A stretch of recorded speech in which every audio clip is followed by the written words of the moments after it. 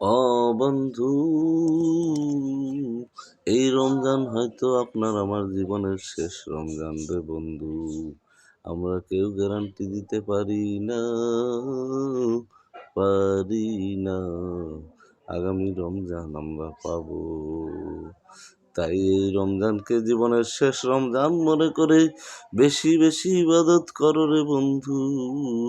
বেশি বেশি বলো আস্তাগফিরুল্লাহ, বেশি বেশি দরুদ পড়ো, বেশি বেশি জিকির আজকার করো, কোরআন তেলাওয়াত করো।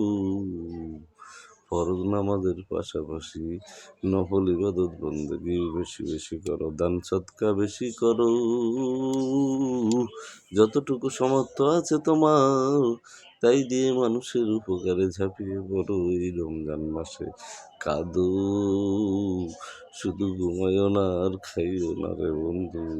কাঁদো, আল্লাহর কাছে কাঁদো, আল্লাহকে ভয় পেয়ে কাঁদো।